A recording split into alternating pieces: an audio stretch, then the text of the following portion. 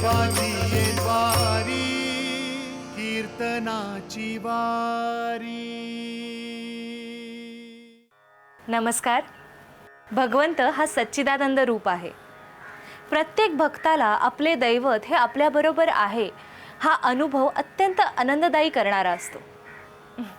भगवंत जरी दिसत नसला ना तरी सुद्धा त्याचं वास्तव्य आपल्या अवतीभोवती असतं. चला तर मग या भगवंताचं नाम घेऊन आपण पुढच्या कीर्तनात रममाण होऊया. राम कृष्ण हरी.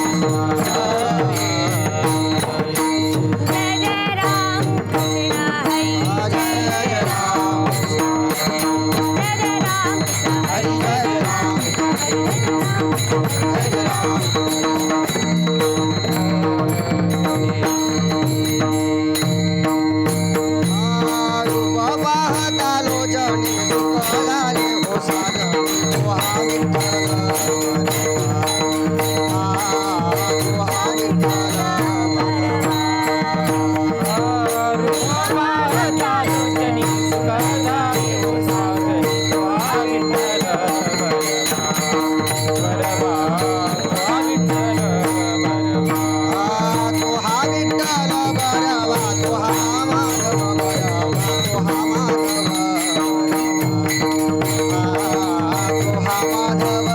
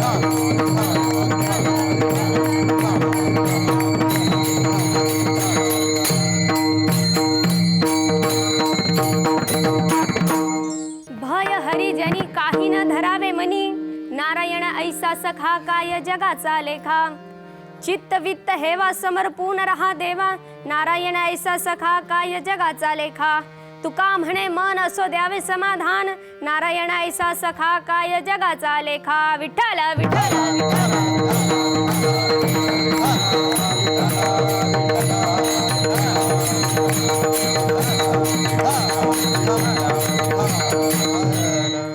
महायोग पीठे तटे भीमदत्यां वरं पुंडरीकाय दातु मुनीन्द्रैः समागत्य तिष्ठन्तमानन्द कंदं परब्रह्मलिंगं भजे पांडुरंग पांडुरंगा करू प्रथम नमन पांडुरंगा करू प्रथम नमन पांडुरंगा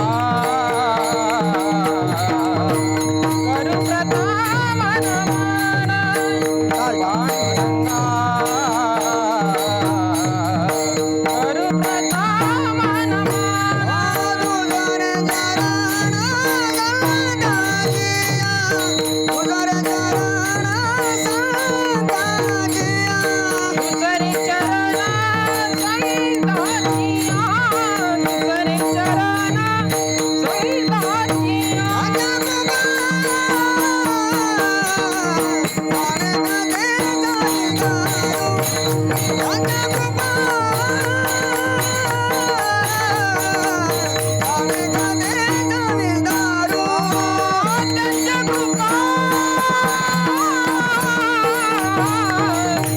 पांडुरंगा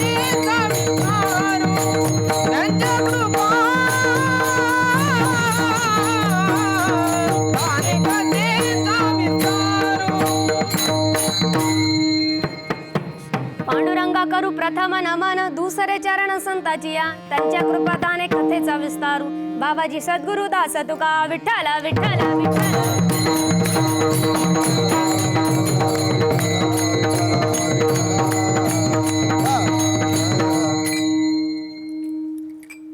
भय हरी जरी काही न धरावे मनी नारायण ऐसा सखा काय जगाचा लेखा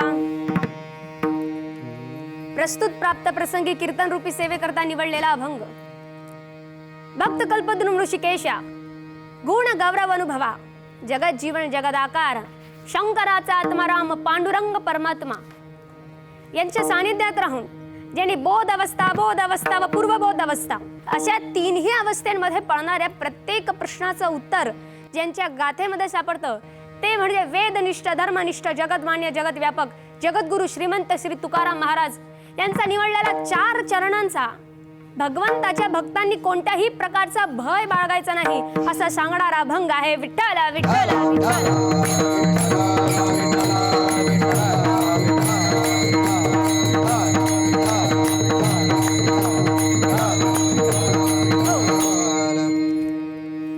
भय म्हणजेच काय फिअरनेस भय कोणी बाळगायला हवा किंवा भय कोणी बाळगायला नको तर जिने पाप कर्म केले आहेत बरं कोणत्या प्रकारची पाप कर्म एखादी परंपरा तोडणं याला पाप म्हटलं जातं का किंवा एखाद्या मंदिरात जाऊन जर समजून घ्या एखादी रीती जर आपण ती पार नाही केली म्हणून त्याला पाप म्हटलं जातं का तर अजिबात नाही संत मंडळींनी सांगितलंय परोपकार हे पुण्य आणि परपीडा हे पाप ज्याने दुसऱ्याला हिणवलं ज्याने भगवंताचं नामस्मरण करत असताना त्याच्या भक्तांना पीडा दिली किंवा एखाद्याने सप्ताहामध्ये कोणती अडचण आणली एखाद्याने कोणतं शुभ कार्य करत असताना स्वतःच्या हेतूनुसार तिथे मुद्दाम स्वतःला ते करून घ्यायचं नसेल तर मुद्दाम ते दुसऱ्याच्या कार्यामध्ये विघ्न निर्माण केला अशा व्यक्तींनी भय बाळगणं अत्यंत आवश्यक आहे मग भय कोणी बाळगायला नको तर जे भगवंताचे भक्त आहेत जो या चराचरामध्ये समाविष्ट आहे ज्याच्यामुळे या तिन्ही लोकांचं तेज आहे ज्याचं नामस्मरण केल्याने आपल्या चेहऱ्यावर तेज येतं ज्याचं नामस्मरण केल्याने आपण स्वतः दिव्य होऊन जातो ज्याचं नामस्मरण म्हणजे स्टनिक एलिगंट असं असलेलं जे नामस्मरण आहे त्या व्यक्तीला नामस्मरण करणाऱ्या भक्तांना कोणत्याही प्रकारचा भय बाळगण्याची आवश्यकता नाही भय हरिजनी काही न धरावे म्हणे हरीच्या दासांना कोणत्याही प्रकारचा भय बाळगण्याची आवश्यकता नाही बरं कोणाप्रमाणे आपण भय बाळगायला नको आपण अगोदरपासून आपली भारतभूमीच नव्हे तर संपूर्ण पृथ्वीचा अभ्यास केला किंवा संपूर्ण विश्वाचा अभ्यास केला तर हे विश्व किंवा हा समाज पुरुष प्रधान आहे. पुरुष प्रधान म्हणजे काय? तर पुरुष प्रधान असणं म्हणजे नेमकी एक गोष्ट की राधेला संरक्षणासाठी कृष्ण लागेलच, रुक्मिणीला रुसवण्यासाठी, मनवण्यासाठी किंवा तिचं रक्षण करण्यासाठी पांडुरंग लागेलच, सीतेचं रक्षण करण्यासाठी प्रभू श्री रामचंद्र हवेच, द्रौपदीचं रक्षण करण्यासाठी 5 पांडव हवेच. म्हणजे काय? एका स्त्रीचं रक्षण करण्यासाठी एक पुरुष तरी हवाच. म्हणजेच काय? स्त्री स्वतःच्या प्राबल्याने या जगामध्ये जगू शकत नाही. स्त्री स्वतःच्या प्राबल्याने या जगामध्ये स्वतःचं अस्तित्व निर्माण करू शकत नाही. त्याला एक प्रकारे पुरुष प्रधान आपण असं म्हणू शकतो की आधीपासूनच ए बाई तू घरात थांब, मी बाहेर कामाला जातो, तू काहीच करू शकत नाही माणसाशिवाय. माणूसच करता धरता आहे. नाही आहे असं मी म्हणत नाही, आहेच, परंतु ओव्हरवेल्म्ड म्हणजे काय? जास्त पुरुष प्रधान करणं म्हणजे काय? तर स्त्रियांवर अत्याचार होणे. कशा प्रकारचा अत्याचार? विनाकारण काम करून आल्यानंतर नवऱ्याने पत्नीला मारहाण करणे. जास्त पुरुष प्रधान होणे म्हणजे काय? तर सती प्रथा जी अगोदरच्या काळात होती, पती गेल्यानंतर सती व्हावं. जास्त पुरुष प्रधान म्हणजे काय? विधवा झाल्यानंतर कोणत्याही प्रकारचा विवाह नाही व तिने मुंज करून घ्यावी. जास्त पुरुष प्रधान म्हणजे काय? तर स्त्रियांनी फक्त घरचे काम करावेत, तिच्या आनंदासाठी, तिच्या उल्हासासाठी ती जगामध्ये काहीही करू शकत नाही, वावरू शकत नाही, तिला कोणत्याही प्रकारचा अधिकार नाही. म्हणजे एक प्रकारे असं जे ओव्हरवेल्म्ड आहे किंवा एक हायपोक्रेटिक आहे किंवा एक ऑर्थोडॉक्स थिंकिंग आहे की स्त्रीने फक्त एवढ्या मर्यादेमध्येच राहायचं. स्त्रीने जर ती लक्ष्मण रेखा लांगली तर स्त्री बदनाम होते किंवा स्त्रीमुळे या संस्कृतीचा नाश होतो किंवा त्या स्त्रीमुळे आपला पूर्ण धर्म भ्रष्ट होतो. हे आधीच्या काळापासून लोकांनी आताच्या काळापर्यंत हेच सांगितलंय. याला एक प्रकारे पुरुष प्रधान म्हटलं जातं. मग अशा या पुरुष प्रधान जगामध्ये त्याच काळामध्ये, ज्या काळामध्ये अनेक लोक स्त्रियांवर अत्याचार करत होते, मुघल झाले, आदिलशाह झाले, निजामशाह झाले, हे तरी परकीय देशातून आल्यानंतर आपल्या स्त्रियांवर अत्याचार करायचे. पण काही लोक असे होते की जे भारतातल्या भारतात राहून, महाराष्ट्रातल्या महाराष्ट्रात राहून स्त्रियांवर अन्याय करत असायचे, स्त्रियांवर अत्याचार करत असायचे. त्याच काळामध्ये भगवंताची भक्ती करण्यासाठी जिने बिळा उचलला, जिने संपूर्ण देहाचा त्याग केला आणि संपूर्ण समाजाला विसरून गेली आणि समाजाला विसरून, स्वतःचा देहभान विसरून, कोणाचीही लाज न राखता भगवंताच्या भक्तीमध्ये लागली, ती म्हणजे राजस्थानची राजपूत कन्या, ती म्हणजे संत मीराबाई. ज्या काळामध्ये स्त्रियांना काहीच मान सन्मान नव्हता, त्या काळामध्ये संत मीराबाईंनी भगवंताच्या भक्तीचा बिळा उचलला. त्या राजस्थान मधली ती 1500 आणि 1600 शतकातली गोष्ट आहे, ज्या वेळेला एक छोटीशा मुलीचा जन्म झाला राणाच्या घरी, राणा उदयसिंग यांच्या घरी त्या मीराईंचा जन्म झाला. आणि मीराईंचा जन्म झाल्यानंतर मात्र ती हळूहळू वाढू लागली. तिचे वडील फार मोठे विष्णू भक्त होते आणि विष्णू भक्त असल्यामुळे नित्य नेमाने भगवान श्रीकृष्णांची 16 उपचाराने पूजा करत असत आणि तेच संस्कार मीराईंवर पडले होते. मीराबाई देखील 16 उपचार प्रमाणे भगवंताची भक्ती करत असे, पूजा करत असे. एक वेळेला सहज त्यांच्या घरासमोरून एक वरात जात होती विवाह सोहळ्याची आणि त्यावर घोड्यावर एक नवरदेव विराजमान होता आणि ते बघून मात्र मीराबाईंनी स्वतःच्या आईला विचारलं, आई हा कोण आहे आणि हा कुठे जातोय? त्यावेळेला आई म्हणाली, याला विवाह सोहळा म्हणतात आणि हा नवरदेव आहे. आणि हा मात्र आता मीराबाईंना सांगितलं जातं की आता हा त्याच्या नवरीकडे जात आहे आणि त्याचा विवाह होणार आहे. मग त्यावेळेला मीराबाईंनी आईला विचारलं, आई माझा नवरदेव कुठे आहे, माझा पती कुठे आहे, मला सुद्धा विवाह करायचा आहे. आई म्हणाली, एवढ्या लहानशा मुलीला मी काय समजवू? मग आईने सांगितलं, बघ ही जी मूर्ती दिसते ना तुला, त्या मूर्तीची तू रोज पूजा करते ना, तो गोपाळ कृष्णच तुझा पती आहे. आणि आता मात्र लहानशा मीराबाईंनी तेच मनामध्ये ठासून घेतलं की हाच गोपाळ कृष्ण आता माझा पती आहे. आणि मोठे होईपर्यंत, उपवर होईपर्यंत मीराबाईंच्या मनामध्ये तेच होतं. आता मीराबाई मात्र मोठ्या झाल्या, उपवर झाल्या, त्यांचा विवाहाचं वय झालं. वडिलांनी ठरवलं की आता हिचा विवाह करायचा. ज्या वेळेला तिला प्रश्न विचारण्यात आला की मीराबाई आता तुमचा विवाह करण्याचं वय झालंय, म्हणून आता करूया का? तर मीराबाई म्हणतात, माझे पती गोपाल श्रीकृष्ण आहे, मला कोणाशीही विवाह करायचा नाही. अनेक वेळेस विचारलं तरी देखील मात्र मीराबाईंचं एकच उत्तर, मला कोणाशीही विवाह करायचा नाही. भगवान श्रीकृष्णच तो परमात्मा माझा पती आहे. आणि आता मात्र मीराबाईंच्या वडिलांना फार वैताग आला. त्यामुळे मीराबाईंच्या वडिलांनी मीराबाईंना न विचारता त्यांचा विवाह मोठा राणा यांचे जे पुत्र आहेत त्यांच्याशी विवाह ठरवण्यात आला.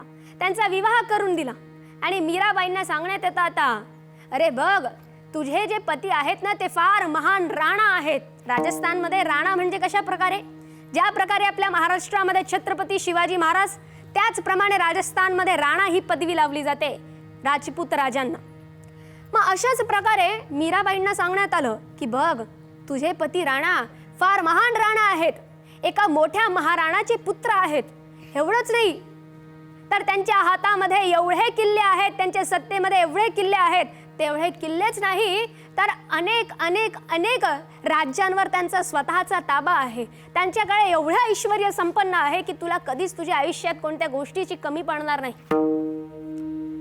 आणि आता मात्र मीराबाई स्वतःच्या सासरी गेल्या. आणि ज्या वेळेला आजूबाजूच्या दास्या आणि राण्या तिला समजवू लागल्या की राणा हे आहेत, राणा ते आहेत, राणा एवढे तेजस्वी आहेत, राणा एवढे ऐश्वर्य संपन्न आहेत, त्यावेळेला मीराबाई काय म्हणतात? मीराबाई म्हणतात, तुम्ही मला सांगत आहात ना की हे जे राणा आहेत हे फार तेजस्वी आहेत, हे जे राणा आहेत यांच्या सत्तेमध्ये लाखो करोडो किल्ले आहेत, हे जे राणा आहेत यांच्या सत्तेमध्ये अनेक राज्य आहेत, हे जे राणा आहेत हे फार ऐश्वर्य संपन्न आहेत, हे जे तुम्ही मला सांगत आहात ना, तर आता तुम्ही माझं ऐका.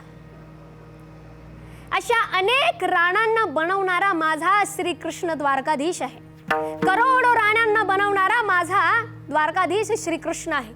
एवढंच नाही तर काय, तुम्ही म्हणत आहात की राणा तेजस्वी आहे, या तीनही लोकांचे तेज माझ्या परमात्मा श्रीकृष्णापासून आहे. तीनही लोकांचे तेज माझ्या परमात्मा श्रीकृष्णापासून आहे. तुम्ही म्हणत आहात की हा एवढा तेजस्वी राणा आहे, त्याच्या सत्तेमध्ये किल्ले आहेत, ज्याच्या सत्तेने या जगाचं पान देखील हालत नाही, तसा परमात्मा माझा श्रीकृष्ण आहे. तर आता तुम्हीच मला सांगावं की नाशिवंत देहाच्या पुरुषाला मी माझा पती का म्हणू? कारण माझा श्रीकृष्ण परमात्मा आता अजर अमर आहे, त्याला कधी मृत्यूच नाही, असं संत मीराबाई सर्वांना समजवतात. पण आता मात्र समाजाला काय करणार भगवंताची भक्ती? भगवंताच्या भक्तीमध्ये अशाच संत मंडळींनी स्वतःचं देहभान विसरून गेले. आणि समाज मात्र टोकतच, हिने विवाह केला पण तो पार नाही पाडला, हिचं असं, हिचं तसं, त्याचं तसं. कारण लोकांना बोलण्याची ही सवय असतेच. मग त्याच पद्धतीनुसार मीराबाईंनी कोणाचाही विचार न करता भगवंताच्या भक्तीमध्ये नेहमी तल्लीन राहिल्या. अपने मंदिर में बैठ बैठ कर हरि गुण गावत नाचूंगी, आणि गीता भागवत सुद्धा वाचेल. परंतु मीराईंची भक्ती कशी होती? ज्ञान आणि ज्ञानाची गठडी त्यांनी बांधून घेतली होती. कुठपर्यंत हो आपण ते तत्वज्ञान जपायचं, एवढ्या ज्ञानामध्ये केव्हा पळायचं आपण, कुठे कुठे ते ज्ञान शोधत राहायचं. त्यामुळे ज्ञान आणि ध्यानाची गठडी बांधा एक वेळेस, आणि फक्त प्रेमाचा संग घेऊन भगवंताचं नाम चिंतन करा आणि फक्त मन शुद्ध ठेवा. अशा प्रमाणे मीराबाईंची भक्ती सुरू होती. आणि मीराबाईंची भक्ती सुरू असताना मात्र मीराबाई निघाल्या उत्तर प्रदेशला. कारण आता त्यांच्या जीवनामध्ये एक टर्निंग पॉइंट म्हणजे काय, तर स्वतःच्या आयुष्यामध्ये एक वेगळा मोड की जिथे आपल्याला गुरु लाभतो. आणि मीराबाईंना गुरु लाभले. कोणते गुरु लाभले? संत रोहिदास, म्हणजेच तिथे असणारे संत रविदास. स्वतःचं बूट बनवण्याचं, चपला बनवण्याचं काम करत करत भगवंताच्या भक्तीमध्ये जाती पातीचा नाश करत संत रोहिदासांनी पांडुरंगाची म्हणजेच श्रीकृष्ण परमात्म्याची भक्ती केली. आज देखील जातीपाती भरपूर आहेत, परंतु त्या काळात मीराबाईंनी असं नाही म्हटलं की मी तर उच्च जातीची आणि एखाद्या कोणत्याही जातीच्या व्यक्तीला मी गुरु कसा स्वीकारू. तर इथे मात्र मीराबाई म्हणतात, भगवंताच्या भक्तीमध्ये कोणत्याही प्रकारची जात नाही, कोणत्याही प्रकारचा धर्म नाही, आहे तर फक्त एकच व्यक्ती. इथे पुरुष नाही, इथे स्त्री नाही. काय संत मीराबाईंच्या ठाई असं आहे, इथे पुरुष नाही, इथे स्त्री नाही, आपण मात्र भेद करतो. कोणत्या प्रकारचा भेद करतो? पुरुषाची भक्ती वेगळी, स्त्रीची भक्ती वेगळी. पुरुषाने भक्तीमध्ये फार महान असावं आणि स्त्री भक्तीमध्ये फार कमीत कमी असाव्यात, परंतु मीराबाईंच्या ठाई ते नव्हतं. मग मीराबाईंनी मात्र संत रोहिदासांचं गुरुत्व स्वीकारलं, त्यांच्याकडून उपदेश घेतला आणि संत रोहिदासांनी मात्र त्यांना निर्गुण साक्षात्कार घडवून दिला आणि सगुण साक्षात्कार देखील घडवून दिला. आणि त्यानंतर मीराबाई मात्र हळुवारपणे भगवंताला चराचरात बघू लागल्या. एक वेळेस मंदिरामध्ये भगवंताची भक्ती करत असताना एक काळा नाग आला आणि काळा नाग अशा प्रकारे आला की लोकांना वाटलं आता मीराबाईचं काही खरं नाही, मीराबाई आता मृतच होणार. परंतु त्या काळा नागामध्येच भगवंताला साक्षात दर्शन बघितलं, ते म्हणजे मीराबाईंनी. आता अशाच प्रकारे मीराबाईंना त्या नागाचं दर्शन होऊन गेलं. आता मात्र मीराबाईंचे जे सासरे होते राणा, त्यांचा माथा फार सणकून गेला. का तर आता लोक बळबळायला लागले, मीरा वेडी झाली आहे, मीरा वेडी झाली आहे, ती संसारामध्ये लक्ष देत नाही, आता मीराई अशी आहे, मीराई तशी आहे. आणि यामुळे राणा परिवाराची मात्र बदनामी होऊ लागली आणि राणाला वाटलं आता काहीतरी आपण करायलाच हवं. आणि ज्या वेळेला राणाला असं वाटलं, त्यावेळेला राणाने त्या राणीच्या हातामध्ये विषाचा प्याला मीराबाईंना देण्यासाठी नेला. आणि आता मात्र मीराबाईंना माहित होतं की त्या प्यालामध्ये विष आहे. मीराबाई म्हणाला, एक ना एक दिवस तर हा देह जावयाचाच आहे, एक ना एक दिवस तर आपल्याला मृत व्हायचंच आहे, एक ना एक दिवस हा नाशिअंत देहाचा नाश होणारच आहे. मग भगवंता तुझ्या सानिध्यामध्ये तुझं नामस्मरण करते म्हणून त्या जिद्दीवर लोक जर मला विष देत असतील तर मी ते हे हसत हसत पिणार. मीराबाईने ते विष घेतलं आणि आता मात्र ते सेवन केलं आणि जसं विष सेवन केलं मीराईंना काहीच नाही झालं आणि जी कृष्णाची मूर्ती होती ती कृष्णाची मूर्ती मात्र निडी पडली. अशी मीराईंची भक्ती होती. स्वतः विष प्राशन केलं पण मीराबाईंच्या केसालाही धक्का लागला नाही आणि आता मात्र त्या विषामुळे सोन्याची मूर्ती निडी झाली. सगळ्यांना आश्चर्यचकित वाटलं आणि सर्वजण तेव्हापासून मीराबाईंना मानायला लागले. आणि भगवंत अनेक प्रकारे भक्ताचीच कसोटी घेतो. कारण एक साधारण म्हण आहे, सोन्याला तपवल्याशिवाय सोन्याची खरी किंमत मिळत नाही. हिऱ्याला सुद्धा फार रिफाईन करावं लागतं, काळ्या कोळशामधून हिऱ्याला काढावं लागतं आणि त्याला फार रिडिफाईन केल्यानंतर कुठेतरी जाऊन चमकणारा हिरा निर्माण होतो. म्हणून अशाच प्रकारे एखाद्या दगडाला फार फार फार ठोके मारावे लागतात, तेव्हा कुठेतरी जाऊन त्या दगडाची मूर्ती तयार होते आणि त्या मूर्तीचे सगळे पाया पडतात. म्हणून जो दगड मार खात नाही त्याला काहीच मान नाही, परंतु जो दगड जास्त मार खातो, ज्याच्यावर जास्त शिळा बसलेल्या असतात, त्या दगडाला सर्वात जास्त मान असतो. त्याच प्रकारे भगवंत नेहमी भक्ताची कसोटी घेतच असतो. कशा प्रकारे भगवंत कसोटी घेत असतो तर भगवंत अनेक प्रकारे घाबरवायचा प्रयत्न करतो भक्ती करत असताना, आणि खरे सत्य भक्ती करत असणाऱ्याला तर हमखास घाबरवतो. मग अशाच प्रकारे मीराबाईंना अनेक लोकांनी त्यांना दाबून टाकलं की एक स्त्री असून अशा प्रकारची का भक्ती करत आहेस. तरी सुद्धा मीराबाईंनी त्याला लढा दिला आणि म्हणूनच आज म्हटलं जातं, लड़कर सारी दुनिया से प्रीत के रंग में रंगती है, लड़कर सारी दुनिया से प्रीत के रंग में रंगती है, होकर आराध्य में विलीन तब कोई मीरा बनती है, तब कोई मीरा बनती है. त्याच वेळेला कुठेतरी जाऊन फार फार फार सगळ्या दुनियाशी लढवून भगवंतामध्ये तल्लीन होऊन कुठेतरी जाऊन एक मीराई तयार होते. अशी असलेला मीराबाई. म्हणूनच तुकाराम महाराज म्हणतात, भय बाळगण्याची आवश्यकता नाही, कोणासारखी मीराईंसारखी भय बाळगण्याची आवश्यकता नाही. कारण मीराबाईंनी देखील भय अजिबात बाळगला नव्हता. मग आता काय करावं तर तुमचा एकमेव सखा, एकमेव बेस्ट फ्रेंड किंवा फ्रेंड फॉर एव्हर जो आहे तो म्हणजे एकमेव भगवान परमात्मा आहे, ज्याच्या पुढे या जगात कोणालाही लेखण्याची आवश्यकता नाही. नारायण ऐसा सखा काय जगाचा लेखा, जगाला लेखण्याची आवश्यकता नाही. आता आणखी कोणाप्रमाणे भक्ती करावी तर आम्ही ज्या जिल्ह्यातून आहेत त्या जिल्ह्यामध्ये ज्यांचं सानिध्य आहे, जिथूनच त्या मुक्ताई आकाशामध्ये निघाल्या. कशा प्रकारे तर मुक्ताई आकाशात गेल्या की वीज कळाली. नेमकं काय झालं तर मुक्ताई मात्र निवृत्तीनाथांना एकच सांगतात. ज्या वेळेला निवृत्तीनाथ त्यांना एक प्रश्न विचारतात, निवृत्तीनाथ म्हणतात, आता तुमचं निर्वाण होण्याची तयारी झाली आहे, आता केव्हा निघाल तुम्ही, केव्हा या भूतलाला सोडून जाल? त्या वेळेला मात्र मुक्ताई एकच उत्तर देतात.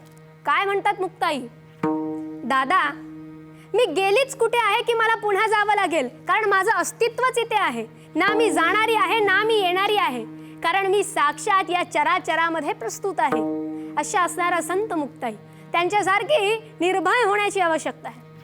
वयाच्या 10 वर्षी मोठ्या मोठ्या ज्ञानांना, मोठ्या मोठ्या योग्यांना त्यांनी ज्या वेळेला त्यांचं मन भटकत राहिलं, त्या वेळेला मन सुरळीत करण्यासाठी मुक्ताईंनी त्यांना उपदेश दिला किंवा एक प्रकारे समजवलं. ज्या काळामध्ये गुरुच्या आज्ञेवरून संन्यास आश्रमातून पुन्हा एक वेळेस गृहस्थ आश्रम स्वीकारलं विठ्ठल पंतांनी आणि रुक्मिणी मातेने, त्या वेळेला स्वतःच्या लेकरांसाठी, निवृत्ती ज्ञानदेव सोपान मुक्ताबाईसाठी, यांच्या भल्यासाठी काहीतरी करावं म्हणून ब्राह्मण वृंदांनी सांगितलं की देहांत प्रायश्चित करावं लागेल. ते देहांत प्रायश्चित देऊनही 4ही भावंडांना चुकीचीच वर्तवणूक मिळाली. यासाठी काय करावं तर 4ही भावंड मात्र फार ज्ञानी, अनेक धर्मांचा, शास्त्रांचा, पुराणांचा कमी वयातच अध्ययन करून घेतलं होतं. ज्ञानोबारायांनी 16व्या वर्षाच्या अगोदर सर्व वेद अवगत करून घेतले होते, सर्व शास्त्र अवगत करून घेतले होते. आणि आता ज्ञानेश्वर महाराजच नव्हे तर 4ही भावंडांच्या मनामध्ये एकच होतं, जग, जगत आणि जगतात्मा एकच आहे. बघा, सर्वात सिद्ध आणि सर्वात श्रेष्ठ भक्ती जर करायची असेल तर हे 3 शब्दांना एक मानावं. जग, जगत आणि जगतात्मा एकच आहे. आणि याच उपयोगाने ही 4ही भावंड वावरत होती. पण एक वेळेस मात्र ज्ञानोबारायांना राग आला, एवढा राग आला की स्वतःच्या झोपडीत जाऊन स्वतःच्या ताटीचा दरवाजा त्यांनी बंद करून घेतला. आणि आता म्हणाले, काय करावं? आई वडिलांनी माझ्यासाठी, तुमच्यासाठी, आमच्या भावंडांसाठी देहांत प्रायश्चित देऊनही या समाजाने आम्हाला तुच्छ लेखलंय. कोणालाही जाणीव नाही की स्वतःच्या लेकरासाठी आमच्या आई वडिलांनी काय केलंय. तरी सुद्धा निर्दयतेने आमच्याशी वागत आहेत. आम्ही काय खावं, काय करावं?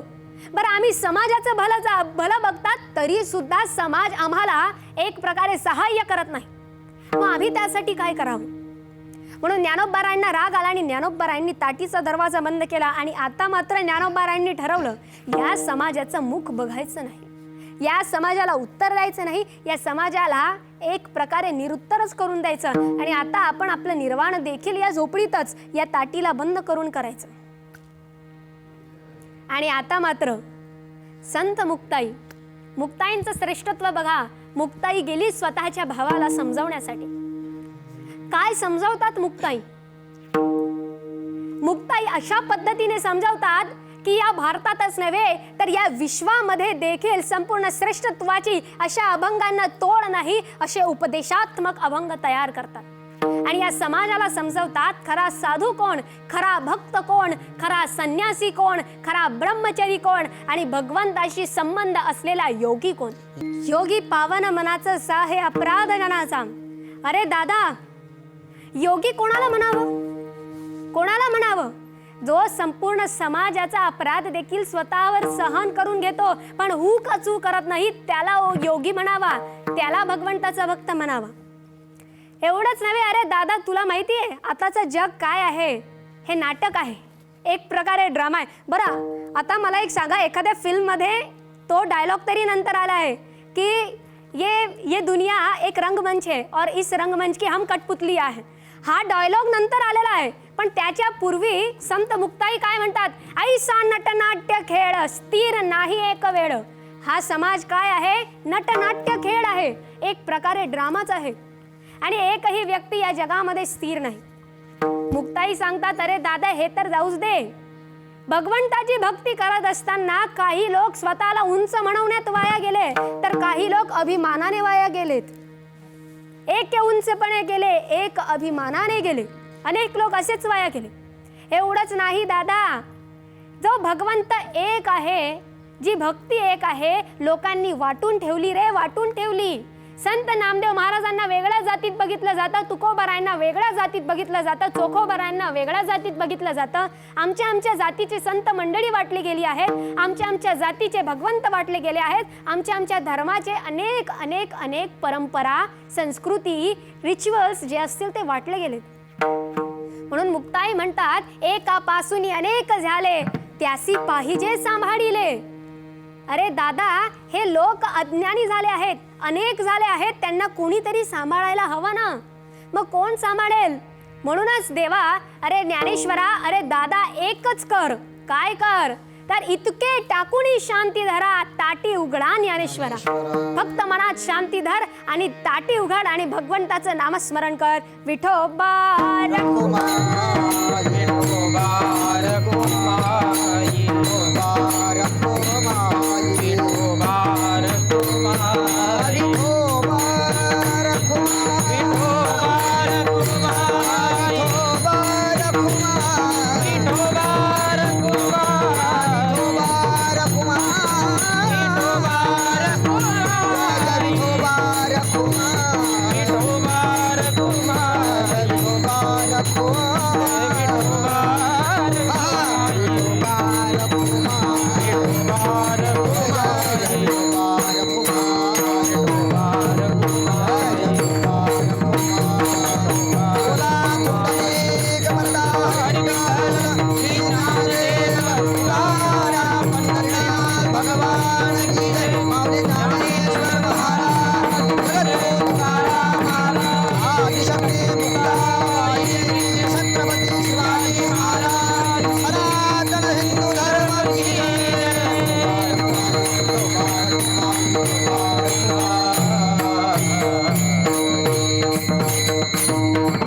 संत मुक्ताई वयाने लहान असून ज्या महान होत्या.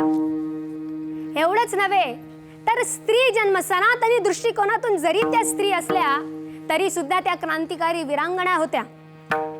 स्त्री जन्म कधीही त्यांच्या भक्तीच्या आणि अध्यात्माच्या आड येऊ शकला नाही. नेहमी सतत अद्वैत आनंदात असणाऱ्या मुक्ताबाई रमणाऱ्या त्यांनी कधीही प्रापंचिक गोष्टींना स्वतःच्या अध्यात्मामध्ये येऊ नाही दिलं. एवढंच नव्हे तर विसोबा खेचर यांना नैस्त्रगुण्य अवस्थेतून काढून नामदेवरायांचा गुरुत्वाचा मान मिळवून दिला. नामदेवरायांच्या भक्ती गर्वाचा परिहार करणाऱ्या त्या म्हणजे संत मुक्ताई. ज्ञानोबारायांनी ताटी बंद केली तेव्हा योग्यांची माऊली आहात तुम्ही, योगी आहात, ताटी उघडा असं जाणीव करून देणारा संत मुक्ताई. निवृत्तीनाथांनी अनेक प्रश्न विचारल्यानंतर तापी तीराच्या काठी निवृत्तीनाथांना उत्तर देऊन निरुत्तर करणारा संत मुक्ताई. एवढंच नव्हे तर त्यांचं ज्ञातेपण, त्यांचं पूर्ण योग, त्यांचं ज्ञान योग आणि संपूर्ण साधना एकत्रीकरण येऊन संचित विलासाचीत असलेल्या संत मुक्ताई, ज्यांना अनेक पदव्या दिल्या जातात. ब्रह्मचित्तकडा काय, त्याच्यानंतर ब्रह्मरूपिणी काय, अनेक अनेक अनेक पदव्या दिल्या जातात अनेक संत मंडळींकडून. एवढंच नव्हे तर महाराष्ट्रामध्ये शूद्रांना व स्त्रियांना व बहुजन समाजाला भक्तीचा अधिकार मिळावा हे ज्ञानेश्वरीतून कळालं, हे ज्ञानेश्वरातून कळालं, हे ते नंतर कळालं. परंतु त्याच्या पूर्वीच आत्मप्रबोधन करून, आत्मबोधन करून या समाजाला अध्यात्माचं ज्ञान दाखवून देणाऱ्या पहिली स्त्री, पहिली आद्य कवयित्री म्हणजे संत मुक्ताई. यांच्याच प्रकारे संपूर्ण भय आपण विसरून जायचं आहे, ज्या प्रकारे तुकाराम महाराज सांगतात, आणि भयाचा आपण नाश करायचा आहे. एक वेळेस पुन्हा मिळून ज्या संतांच्या कृपेने आपण जमलेलो आहोत त्या संतांचं एक वेळेस भजन करूया. ज्ञानेश्वर माऊली, ज्ञानेश्वर माऊली,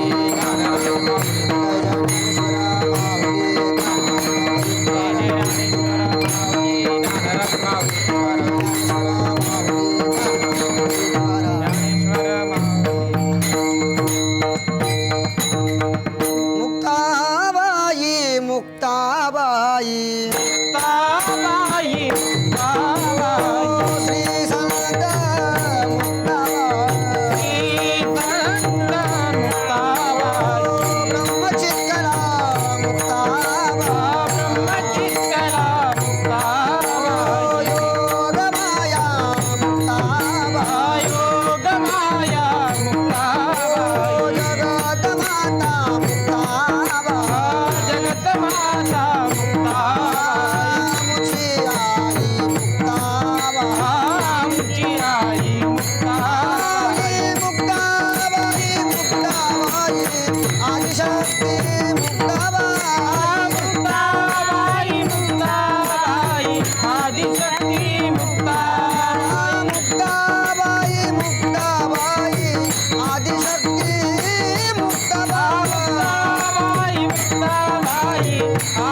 मुक्ती